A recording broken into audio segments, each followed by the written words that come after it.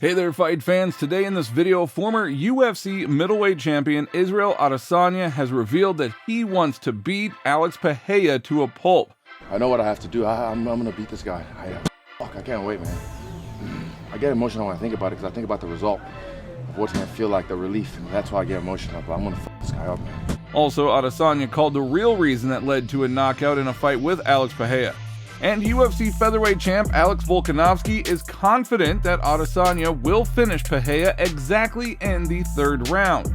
So we're going to see where that confidence comes from. It's just, you just got to be careful with Pereira. I guess Pereira's just one dangerous.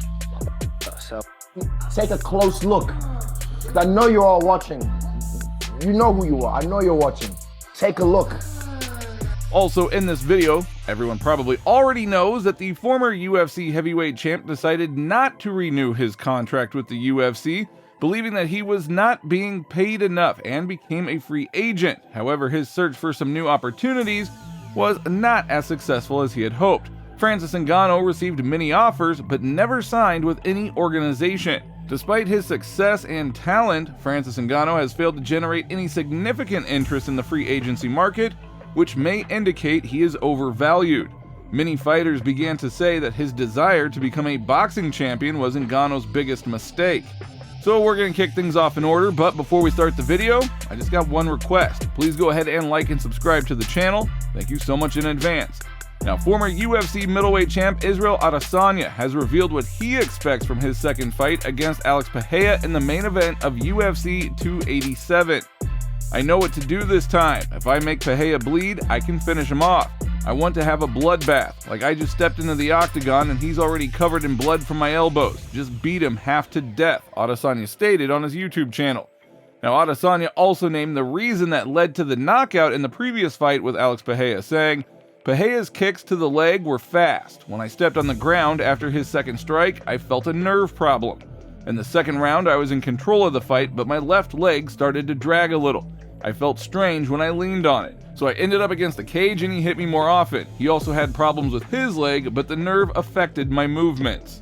Now, Israel Adesanya's rematch against Alex Pereira at UFC 287 is certainly important for both fighters, and Adesanya has made it clear that he is focused on avenging his previous loss.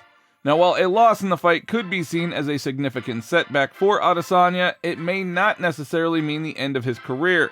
Fighters often experience ups and downs throughout their careers, and some have come back from multiple losses to regain their former status or even achieve greater heights. However, the impact of a loss would depend on the nature of the defeat and how Adesanya would choose to handle it. For example, the reigning UFC featherweight champion Alexander Volkanovski believes that his friend and teammate Adesanya will score an early victory over Alex Pereira and regain the UFC middleweight championship belt,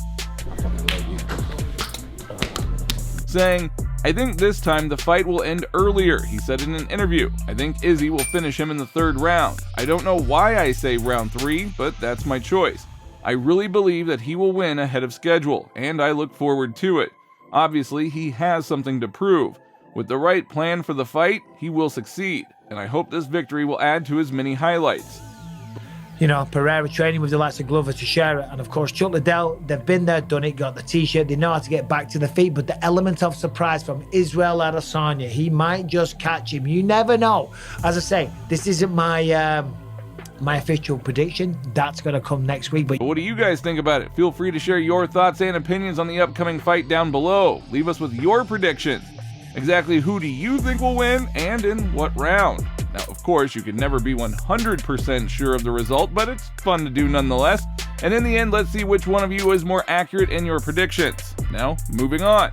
As you know, in the most recent months, Francis Ngannou's career has been the subject of some lively discussions among specialists and many fans of MMA.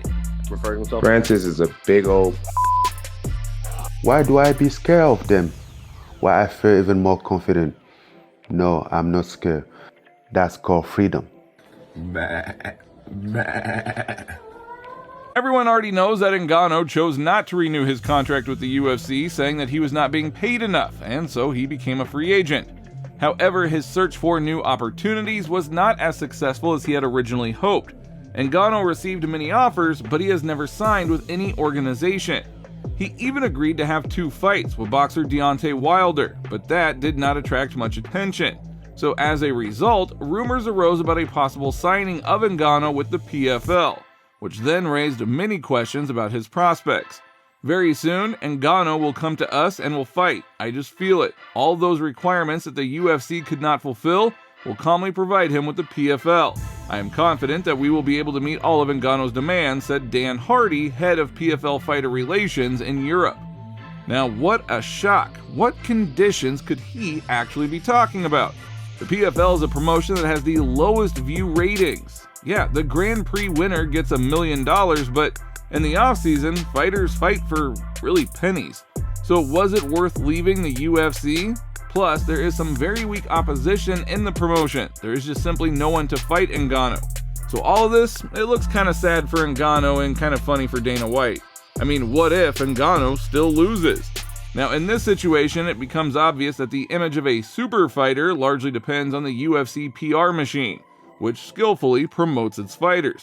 Despite his success and talent, Francis Ngannou has failed to generate significant interest in the free agency market, and that's probably indicating that he is overvalued. But if Ngannou does sign with the PFL, it would mark a significant step back in his career. In the PFL, fighters earn way less than they do in the UFC, and the level of opposition is also much. I can't imagine him making more money outside the UFC. I just can't. Then he'd go out there and starch John Jones on a pay-per-view. You're telling me you're going to make more money outside the UFC? For example, former UFC featherweight champion Jose Aldo believes that Francis Ngannou made a fatal mistake by refusing to sign a new contract with the biggest league in the world and then choosing to leave as a free agent, saying, "With all due respect, I think Francis Ngannou shot himself in the foot. He had everything to sign a great contract, the biggest in heavyweight history, but this is his desire to become a boxing champion, to fight in boxing. People look at the top of the boxing pyramid and see huge fees, but they forget that those who are lower receive very little. I think the UFC pays more than boxing." So it has become completely clear that it is the UFC that does form the image of that super fighter. In order to do this, the organization has that giant PR machine that does the job really well.